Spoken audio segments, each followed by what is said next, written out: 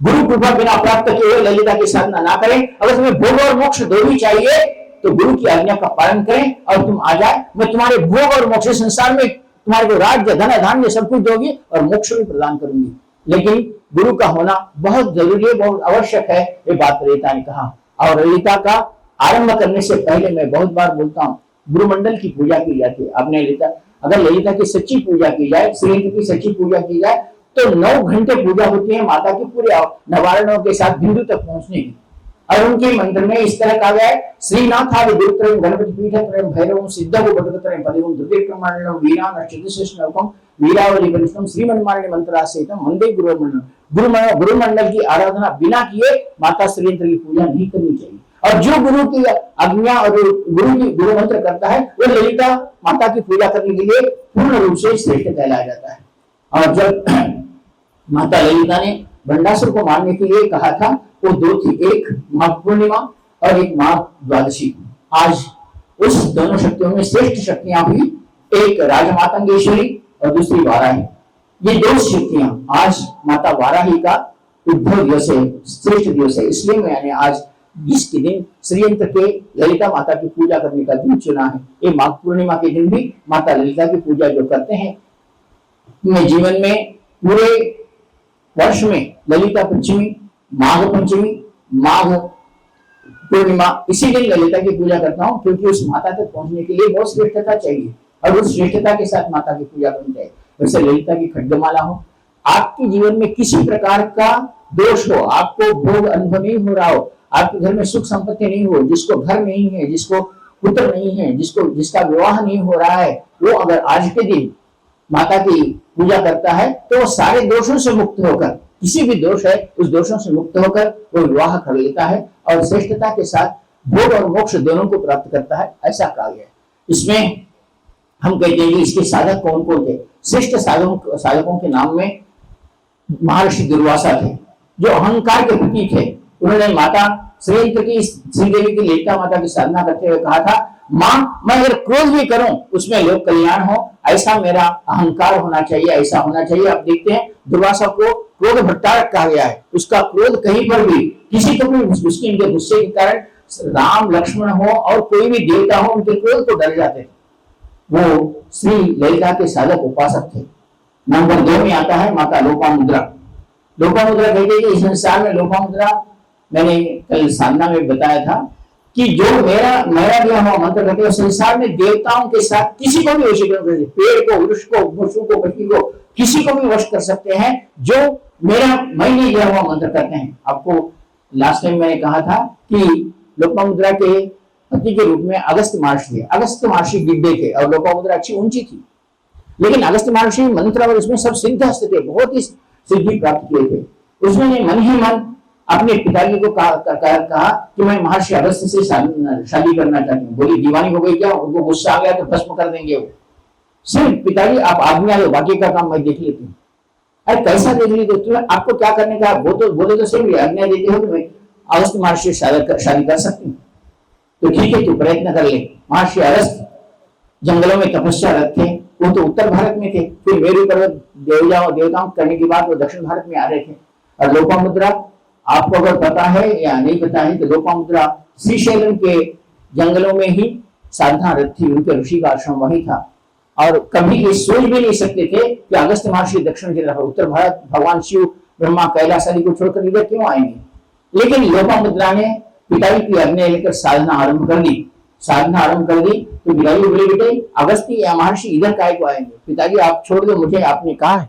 महर्षि लोपामुद्रा ने साधना आरंभ कर दी और अगस्त्य महर्षि फिरते घूमते हुए उस मेरु पर्वत को लांग कर मेरु पर्वत को ये कहते हुए कि मैं फिर उत्तर भारत की तरफ आए, तब तक तू वैसे ही न बढ़ना और यहीं रहना, उधर ही आ गए। और वो यहाँ आ गए और वो चल रहे थे तो आते आते ऋषि आश्रम आ गए। जैसा ही उन्हें ऋषि आश्रम में आ गए तो लोपामुद्रा के पिता घबरा रहे थे, कांप रहे थे कि कहीं शाप न दे दे, ये बच्ची जाकर कुछ कह दे तो शाप के अधिकारी बन जाएंगे। उन्होंने लोपामुद्रा को छिपा के रख दिया। बोला तू कुछ भी मत कर, तू जो भी होना है जैसा भी होना है देखेंगे, लेकिन तू उनके सामने ये प्रस्ताव मत रख। उन्होंने शादी नहीं करने की बात कही है, तू कुछ भी मत कर, ऐसा मत बोल। लोपामुद्रा हंस रही थी और माता ललिता के पास गई और कहा, माँ मैंने तेरे सच्ची दिल से साधना की है, जो मंत्र मैंने किया है वो मंत्र है, तो महर्षि अगस्त्य मैं जो मनोकामना है उनके सामने बोलूंगी और वो हाँ कहे। सब छुपा के बैठे कि महर्षि अगस्त्य आए। लोपामुद्रा के पिताजी ने उनको अर्घ्य पाद्यादि से पूजा की, सब की, और कहा कैसा चल रहा है सब कुछ।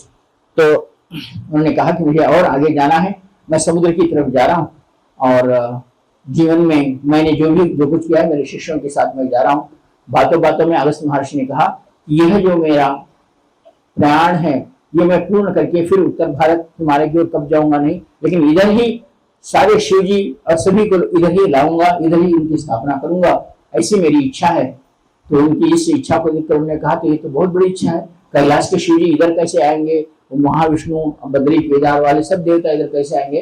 तो महर्षि अगस्त्य ने कहा मैं श्रीयंत्र का साधक हूँ। जब ये बात कही तो उनके पिताजी को कहा कि बाप रे, ये भी श्रीयंत्र के साधक है, वो भी श्रीयंत्र की साधिका है। तो उन्होंने अपनी बेटी को बुलाया और कहा कि बेटी, महर्षि अगस्त्य श्रीयंत्र के साधक है।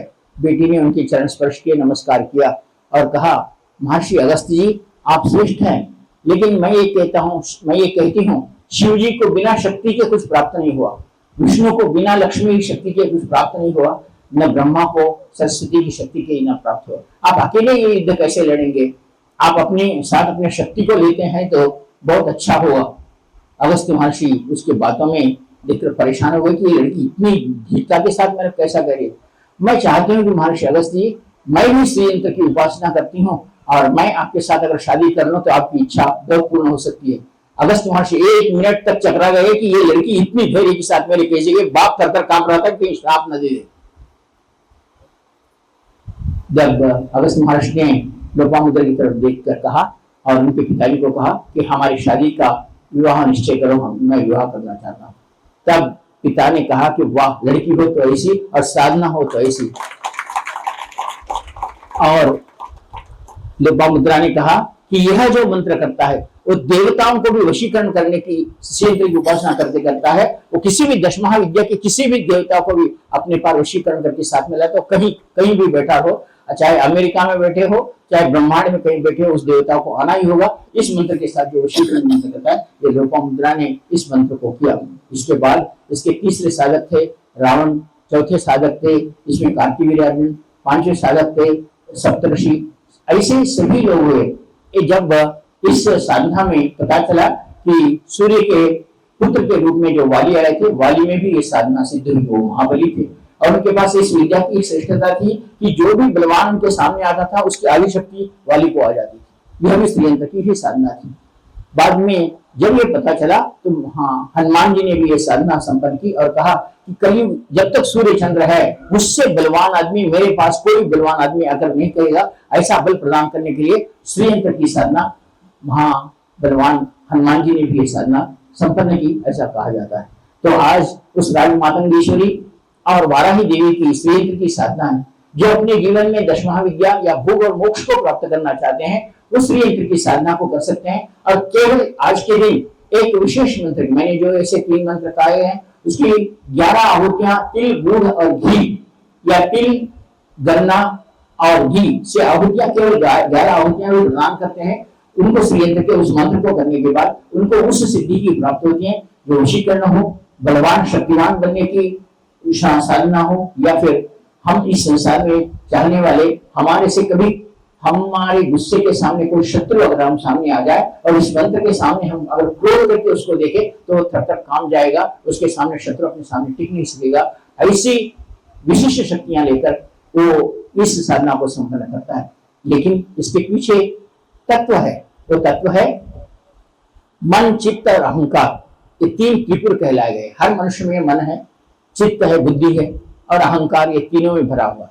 जो इसको कंट्रोल किया वो त्रिपुर सुंदरी की साधना किया, जो इसको डिकंट्रोल किया वो त्रिपुरासुर कहलाया गया। और त्रिपुरासुर का मतलब त्रिपुर को असुर के रूप में बदलना है तो उसका चित्त बिगड़ जाता है, अहंकार आ जाता है और मन गलत गलत काम करते रहता है। ये त्रिपुर बिगड़ गए तो असुर है और अच्छे रहे तो सुंदरी, त्रिपुर सुंदरी की कृपा है, इसे त्रिपुर कहा गया है। इस त्रिपुरा, इसीलिए इस माता को षोडशी त्रिपुर सुंदरी और षोडशी महादेवी से ललिता त्रिपुर सुंदरी कहा गया है। इसको गणेश जी के साथ अगर बाला त्रिपुर सुंदरी की साधना करते हैं, आप अगर शंकराचार्य परंपरा में देखते हैं तो पहले बाला का मंत्र ही आपको देंगे, उसके बाद षोडशी त्रिपुर सुंदरी शक्ति के रूप में आराधना की जाती है और ललिता त्रिपुर सुंदरी माता के रूप में आराधना की जाती है। आज के दिन माता राज मातंगेश्वरी हो, वाराही हो, जो शक्ति ललिता त्रिपुर सुंदरी की कहलाई गई है, उस शक्तियों की अगर हम पूजा करते हैं, श्रेष्ठता के साथ साधना करते हैं और केवल अपने पास षोडशी त्रिपुर सुंदरी का यंत्र रख लेकर उसके ऊपर सफेद फूल चढ़ाकर,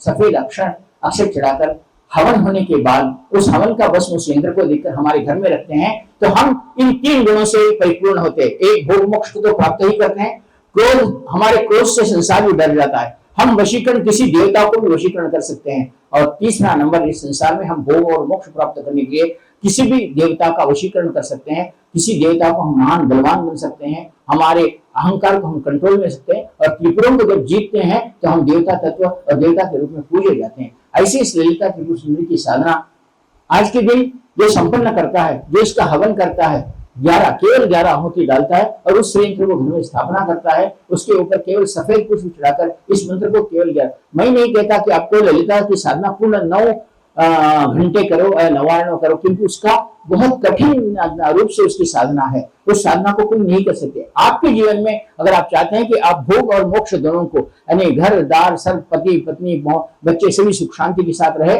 और मोक्ष को भी प्राप्त करो, मेरे ऊपर कोई असुरों का असर ना हो, कोई राक्षस आकर मुझ पर कोई प्रभाव न डाले, इस प्रकार अगर तुम भोग और मोक्ष चाहते हो तो आज के दिन इस ललिता त्रिपुर सुंदरी की साधना आप करें।